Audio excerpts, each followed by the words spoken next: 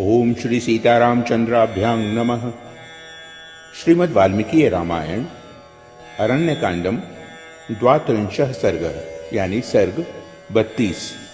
इस सर्ग में शूर्पणखा का लंका में रावण के पास जाना।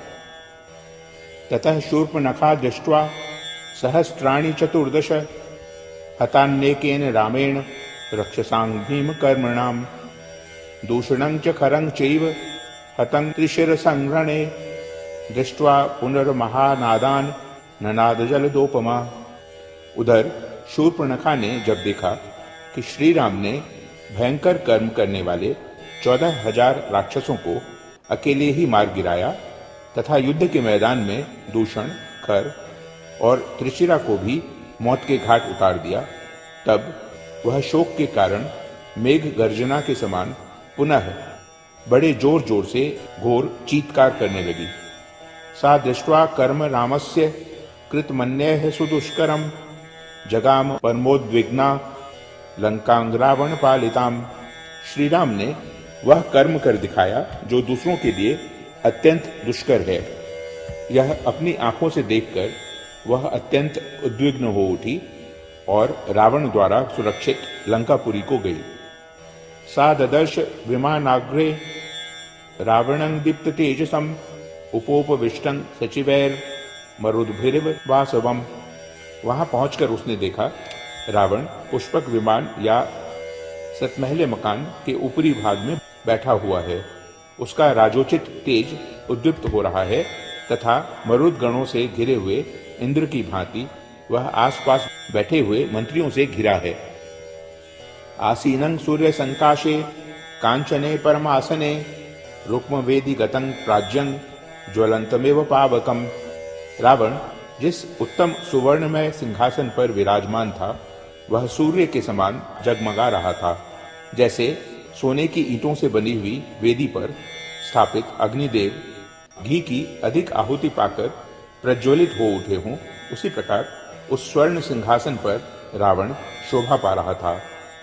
देव गंधर्व भूतानां ऋषीणां च महात्मनां अजेयं समरे घोरं वृत्तानमिवान्तकम्।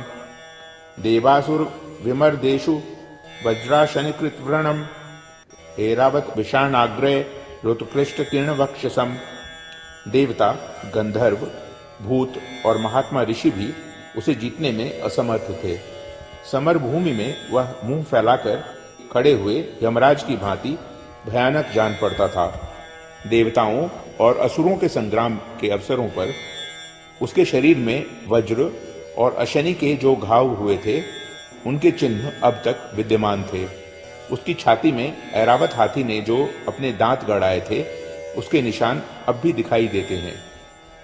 विंशद भुजंग दश ग्रीवं दर्शनीय परिच्छदम विशाल वक्षसं वीरं राजलक्षण लक्षितम नद्य वैदूर्य संकाशं तप्त कांचन भूषणम सुभुजं शुक्ल दशनं महास्यं पर्वतोपमम। उसके 20 भुजाएं और 10 मस्तक थे। उसके छत्र, चंवर और आभूषण आदि उपकरण देखने ही योग्य थे। वक्षस्थल विशाल था। वह वीर राजोचित लक्षणों से संपन्न दिखाई देता था। वह अपने शरीर में जो वैदूर्य मणि यानी नीलम का आभूषण पहने हुए था उसके समान ही उसके शरीर की कांति भी थी।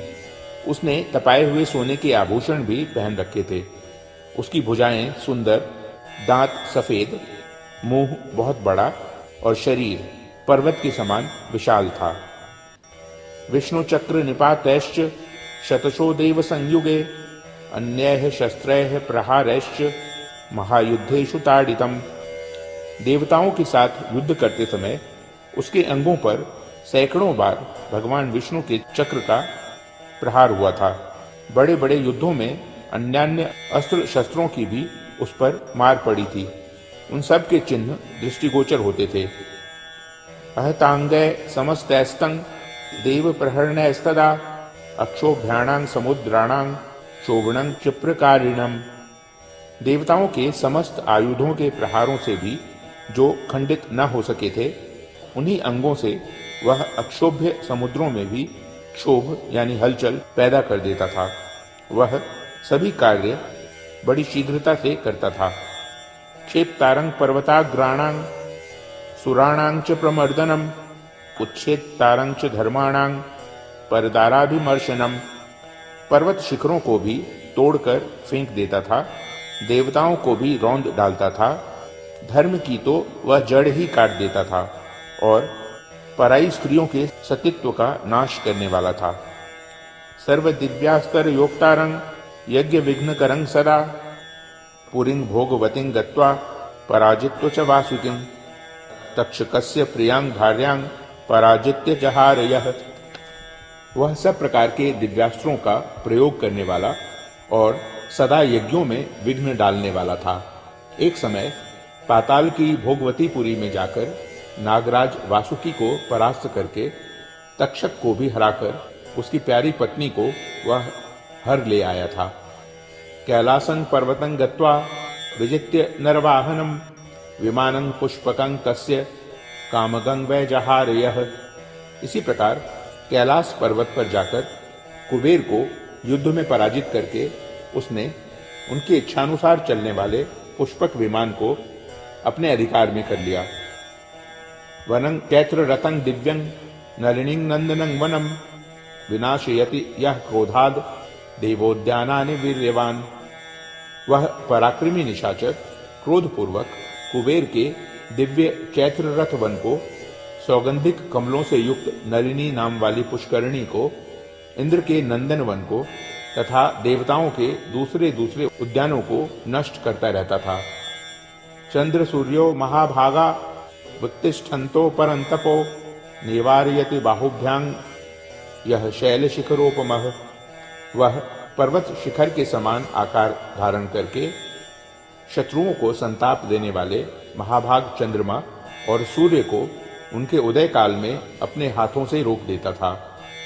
10 वर्ष सहस्त्राणि तपस्तप्त्वा महावने पुरा स्वयं भुवे धीरः शिरांशुपजहार यः। उस धीर स्वभाव वाले रावण ने पूर्व काल में एक विशाल वन के भीतर 10,000 वर्षों तक घोर तपस्या करके ब्रह्मा जी को अपनी मस्तकों की बलि दे दी थी। देव दानव गंधर्व पिशाचपत गोर गए अभयं यस्य संग्रामे मृत्युतो मानुषा धृते।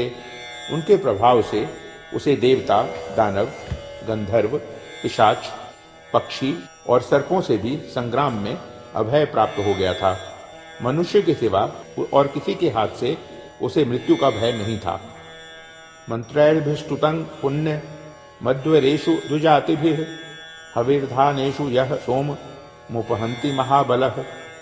वह महाबली राक्षस सोम सवन कर्म विशिष्ट यज्ञों में द्विजातियों द्वारा वेद मंत्रों के उच्चारण पूर्वक निकाले गए तथा वैदिक मंत्रों से ही सुसंस्कृत एवं स्तुत हुए पवित्र सोमरस को वहां पहुंचकर नष्ट कर देता था।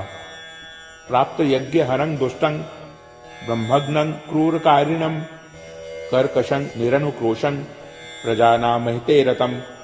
समाप्ति के निकट पहुंचे हुए यज्ञों का विध्वंस करने वाला वह दुष्ट निशाचर ब्राह्मणों की हत्या तथा दूसरे दूसरे क्रूर कर्म करता था।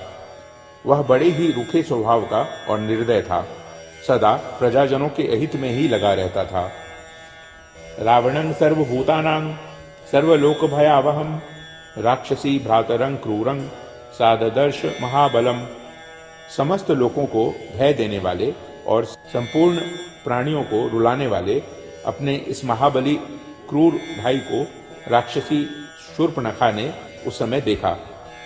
तं दिव्य वस्त्राभरणं दिव्य मालोपशोभितम आसने सूपविष्टं तं काले कालमिवोद्यतम राक्षसेन्द्रं महाभागं पौलस्त्य कुलनंदनम। वह दिव्य वस्त्रों और आभूषणों से विभूषित था। दिव्य पुष्पों की मालाएं उसकी शोभा बढ़ा रही थीं। सिंहासन पर बैठा हुआ राक्षस राज पुलस्त्य कुलनंदन महाभाग दशग्रीव प्रलय काल में संहार के लिए उद्यत हुए महाकाल के समान जान पड़ता था। उपगम्या ब्रवीद वाक्यं राक्षसी भय विह्वला रावणं शत्रुहंतारं मंत्रिभिः परिवारितम। मंत्रियों से घिरे हुए शत्रुहंता भाई रावण के पास जाकर भय से बेवल हुई वह राक्षसी कुछ कहने को उद्यत हुई।